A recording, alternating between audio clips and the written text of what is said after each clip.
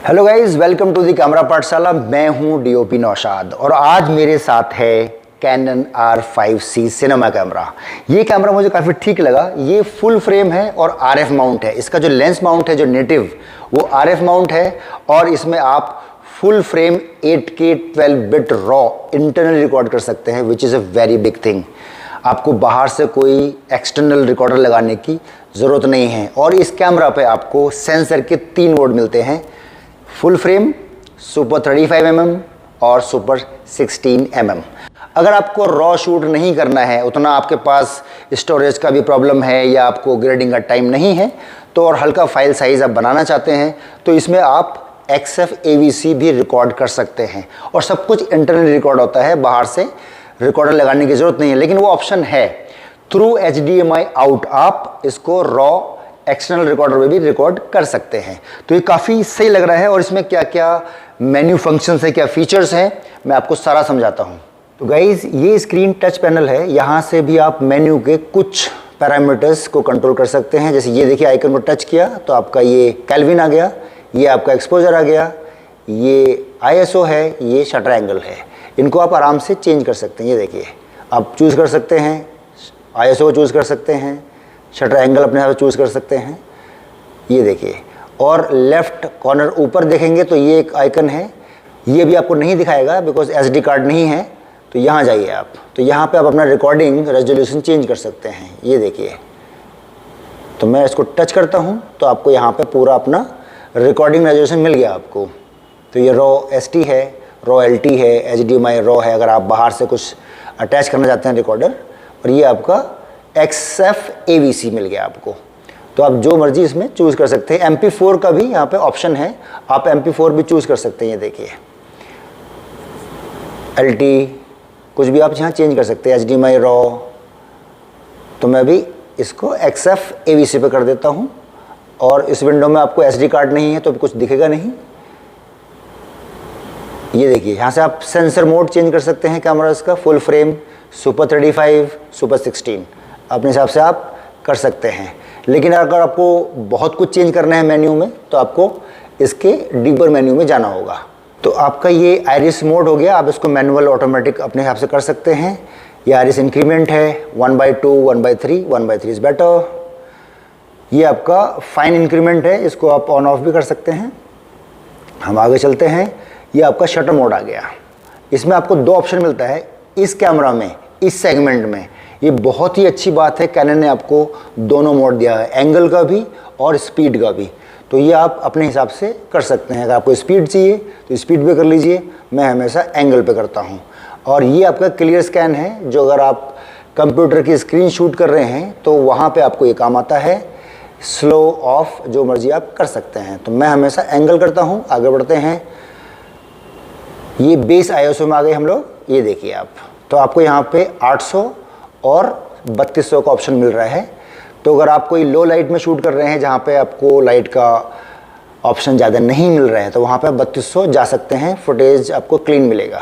तो अभी इसको 800 में छोड़ देता हूँ। ये आपका ISO गेन, 2 ऑप्शन है आपके पास। मैं हमेशा ISO पर रहता हूँ, गेन पे नहीं जाता। ISO गेन मोड को आप ऑटोमेटिक और मैनुअल कर सकते हैं, मैं हमेशा मैनुअल रखता हूँ। ISO गेन एक्सटेंडेड रेंज है, मैं इसको ऑफ रखता हूँ। ISO गेन इंक्रीमेंट है, 1/3 इज़ बेटर। ये है लाइट मीटरिंग। इसमें आपको 3 मोड मिलता है, बैकलाइट, स्टैंडर्ड और स्पॉटलाइट।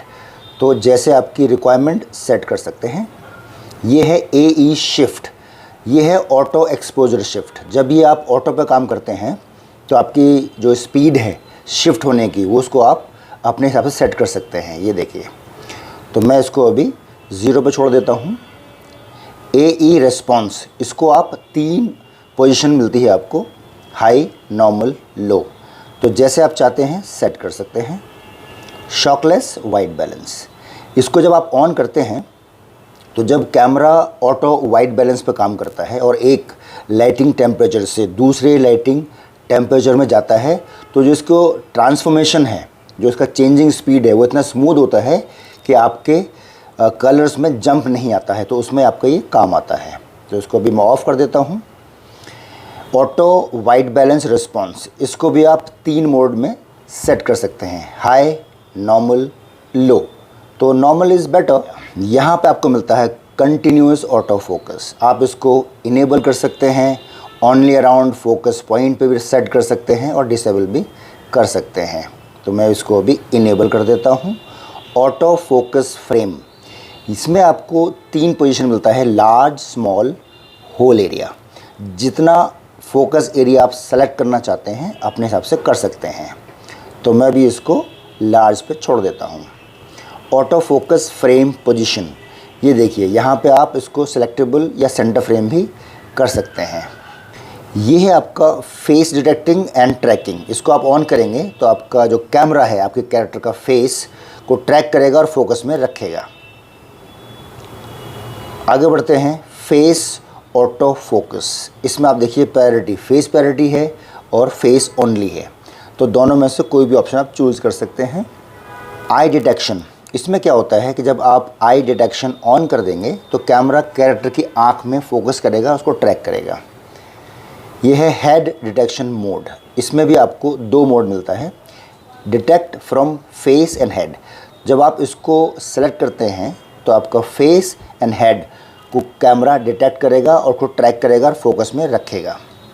यह है डिटेक्ट फ्रॉम फेस। इस वाले ऑप्शन पे सिर्फ आपका फेस को ही कैमरा फोकस में रखेगा और ट्रैक करेगा। ये है आपका टेली कन्वर्टर। अगर आप चाहते हैं बिना लेंस चेंज किए थोड़ा सा पंच इन करना चाहते हैं, शॉट को टाइट करना चाहते हैं, तो यहाँ पे डिजिटल जूम का ऑप्शन आपको दिया गया है, तो वो पोजीशन आप अपने हिसाब से देख सकते हैं। बट इसमें काफ़ी लॉस भी होता है, तो अपने हिसाब से करें, केयरफुली करें। ये है पेरिफेरल इल्यूमिनेशन करेक्शन। ये काम आता है आपका जब आपकी इमेज इवनली एक्सपोज नहीं होती है, तब इस करेक्शन की आपको ज़रूरत पड़ती है। क्रोमेटिक एब्रेशन करेक्शन जो होता है ये आपको ज़रूरत पड़ेगा जब आपकी इमेज में कुछ कलर्स का दिक्कत आता है, कुछ कलर्स ब्लर हो जाते हैं, वहाँ पे आपको इसकी ज़रूरत पड़ती है। डिफ्रैक्शन और डिस्टॉर्शन, इसमें आपकी जब लाइट बेंड होती है और आपके इमेजेस में लाइंस टेढ़े हो जाते हैं, वहाँ पे आपका ये काम आता है। ये है आपका कस्टम प्रोफाइल। यहाँ मिलता है आपको, अगर आप सी लॉग शूट करना चाहते हैं जिसमें आपकी फुटेज थोड़ी सी फ्लैट लेवल पर शूट होती है और आपको बाद में कलर ग्रेडिंग की ज़रूरत पड़ती है, अगर आप ये नहीं करना चाहते हैं तो इसमें आपको BT709 मतलब रैक 709 इसको आप चूज़ कर सकते हैं अपने हिसाब से, और इसमें आपका C3 C4 ये सारे ऑप्शन आपको मिल जाते हैं। ये आ गया आपका इनिशियलाइजिंग मीडिया। यहाँ पे आप अपना कार्ड फॉर्मेट करते हैं, और ये है आपका सेंसर मोड। यहाँ पे आपको कैमरा में 3 सेंसर मोड मिलता है, full frame, super 35mm, super 16। अपने हिसाब से चूज़ कर सकते हैं। अभी मैं फुल फ्रेम रख देता हूँ। ये है सिस्टम फ्रीक्वेंसी, 3 मोड मिलते हैं। ये देखिए, ये है NTSC 59.94 हर्ट्ज़, ये है 50 हर्ट्ज़ और ये है 24 फॉर मूवी। तो 50 हर्ट्ज़ पे छोड़ देते हैं अभी, क्योंकि हम पैल पे काम करते हैं। मेन रिकॉर्ड फॉर्मेट, यहाँ से आप डिसाइड करते हैं कि आपको रॉ शूट करना है या XF AVC रिकॉर्ड करना है। रॉ थोड़ा हैवी होता है और XF AVC थोड़ा हल्का फाइल बनाता है, तो अपने हिसाब से आप चूज़ कर सकते हैं। तो मैं भी XF AVC पे छोड़ देता हूँ इसको। मेन रिकॉर्डिंग डेस्टिनेशन, यहाँ पे आपको CF एक्सप्रेस और SD कार्ड का ऑप्शन मिलता है। मेन रेजोल्यूशन बिट रेट, यहाँ देखिए आप, यहाँ पे आपको बिट रेट के साथ बताया गया है कि किस फॉर्मेट पे कितना बिट रेट आपको मिल रहा है, तो अपने हिसाब से आप चूज़ कर लीजिए। Higher bit rate better quality होता है। यहाँ से मिलता है आपको रिकॉर्डिंग मोड। ये है नॉर्मल रिकॉर्डिंग मोड। अगर आप चाहते हैं हाई स्पीड शूट करना ताकि स्लो मोशन हो पाए, तो ये आपका स्लो एंड फास्ट मोशन आ गया। इसमें आप सेलेक्ट कीजिए और फ्रेम रेट अपने हिसाब से आप चूज़ कर लीजिए। ये आपकी LCD की सेटिंग है, आप कितना ब्राइटनेस बढ़ाना चाहते हैं, घटाना चाहते हैं। ये सारा कॉन्ट्रास्ट है, कलर है, अपने हिसाब से। सब लोग का अपना अपना एक विज़न होता है, तो वो अपने हिसाब से सेट करते हैं। तो हम आगे बढ़ते हैं। ये व्यूफाइंडर की ब्राइटनेस है, कॉन्ट्रास्ट है, कलर है, ये भी आप अपने हिसाब से सेट कर सकते हैं। ये एनामॉर्फिक के लिए हैं। जब हम एनामॉर्फिक लेंस लगाते हैं तब हम लेंस को डी स्क्वीज़ करते हैं, क्या फैक्टर रहता है, उसके लिए है। जब हम एक अलग से वीडियो बनाएंगे एनामॉर्फिक पे। ये आपका black and white image LCD, आप LCD को ब्लैक एंड वाइट भी कर सकते हैं। जैसे आप इसको ऑन करेंगे तो आपका LCD ब्लैक एंड वाइट हो जाएगा। तो ये ऑप्शंस हैं आपके पास, black and white, image viewfinder उसमें भी कर सकते हैं आप, HDMI में भी कर सकते हैं आप। और ये रहा आपका OSD मतलब on screen display output. HDMI on all displays, ये सारे आपके सेटिंग हैं, आपको मॉनिटर पे क्या देना है, क्या रखना है। कस्टम डिस्प्ले 1 2 डिस्प्लेड यूनिट्स सारा आपको यहाँ मिल जाता है। तो उसके अगर सबके बारे में बात करेंगे तो वीडियो बहुत लंबा हो जाएगा, बट ये नॉर्मल चीज़ है तो आप आराम से अपने यहाँ से सेट कर लीजिएगा। ये नई चीज़ है इस कैमरा के अंदर, OSD ओपेसिटी। ये आपको ऑन स्क्रीन डिस्प्ले पे एक ओपेसिटी लेवल दिया है इन लोगों ने, जिसको आप ऑन कर सकते हैं। ऑन करने के बाद आपकी जो स्क्रीन है वो और अच्छे से विजिबल हो जाएगी। और धूप में काम कर रहे हैं तो क्या कहते हैं, हर चीज़ अच्छे से नोटिस होती है आपको, तो वो लेवल आप ऊपर नीचे कर सकते हैं। ये देखिए यहाँ पे 75% है, 62% है, 50% है, तो आप अपने हिसाब से इसको सेट कर सकते हैं। व्यू असिस्ट को ऑन करने के बाद आपको अपनी स्क्रीन पे रियल कलर्स मिलेगा। ये देखिए, तो जब आप रॉ शूट करते हैं तो आपको प्रीव्यू के लिए ये चाहिए होता है। तो इसको हमने चूज़ किया है BT709 मतलब रैक 709, और बाकी ऑप्शन भी आपके पास यहाँ हैं, तो आप चूज़ कर सकते हैं। I always work with 709। तो गाइज़ ये फोकस गाइड का एक एक्स्ट्रा फीचर ऐड किया है कैनन ने, जो कि बहुत अच्छा है। अब जब आप इसको ऑन करते हो तो आपको स्क्रीन पे, अब मैं मेन्यू ऑफ करता हूँ, ये देखिए आपको ग्रीन रेक्टेंगल दिख रहा है, उसके ऊपर आपको 2 स्टार दिख रहा है और ये ग्रीन है, तो इसका मतलब फोकस करेक्ट है आपका। और जैसे ही आप फोकस आउट करेंगे मैनुअली, ये देखिए, तो आपका स्टार अब दूर जा रहा है, आपका 3 स्टार दूर चला गया, तो इसका मतलब फोकस आउट है। अब मैं इसको वापस फोकस में लाता हूँ, ये देखिए आपको फोकस मिल गया। तो ये आपका फोकस असिस्ट आपको फीचर दिया गया है। ये देखिए, मैं इसको ऑन कर देता हूँ फॉल्स कलर को। अब ये आपको बता रहे हैं कि कहाँ आपकी लाइट ज़्यादा है और कहाँ कम है। तो ये फॉल्स कलर का पूरा एपिसोड एक हम बनाएंगे, बाद में करेंगे, लेकिन ये आप अपने कैमरा पे एक असाइन बटन पे सेट कर सकते हैं और इसको बार बार देख सकते हैं, जस्ट टू चेक कि आर यू एक्सपोजिंग करेक्टली और नॉट। ये है आपका एस्पेक्ट मार्कर, ये आपको जानना बहुत ज़रूरी है। ये आपका फ्रेम लाइन है। अगर आप फुल फ्रेम शूट कर रहे हैं तो इसका मतलब ये नहीं है कि आपका आउटपुट फुल फ्रेम ही जाएगा।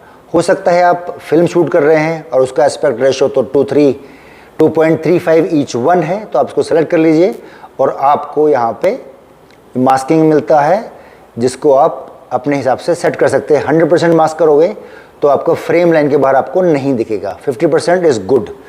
13 आपको यूज़र बटन मिलता है, आप इन सब को अपने हिसाब से कस्टमाइज़ कर सकते हैं। गाइस, कैमरा के लेफ्ट साइड में ये है कूलिंग फैन का वेंट, यहीं से हॉट एयर बाहर आती है। ये HDMI आउट है, ये आपका डिजिटल टर्मिनल है, ये PC टर्मिनल है, यहाँ से आपका हेडफोन कनेक्ट होता है और यहाँ से माइक। ये है आपका टॉप व्हील, इससे आप मेन्यू भी नेविगेट कर सकते हैं और इससे आप अपना अपर्चर कंट्रोल कर सकते हैं। तो गाइस, ये है आपका पावर बटन। यहाँ से आपको 2 मोड भी मिलता है, फ़ोटो और वीडियो। ये आपका फ़ोटो हो गया और यहाँ से आपको वीडियो में जाना है तो ये बहुत ही इजी है और बहुत ही क्विक स्विच करता है कैमरा फ़ोटो मोड से वीडियो मोड पे। तो गाइज़, ये था एक छोटा सा video about Canon R5C cinema camera के बारे में। मैंने अपनी पूरी कोशिश की, फिर भी मैं चाहूँगा कि आप कमेंट करके बताएं कि मेरा वीडियो कैसा है और मैं कैसे आगे इम्प्रूव कर सकता हूँ। अगर आपने मेरे चैनल को, कैमरा पाठशाला को सब्सक्राइब नहीं किया है तो कर लीजिए, बिकॉज इस तरह के बहुत सारे informative videos about lights, camera आने वाले हैं। Bye then take care. मैं मिलता हूँ आपको नेक्स्ट वीडियो में।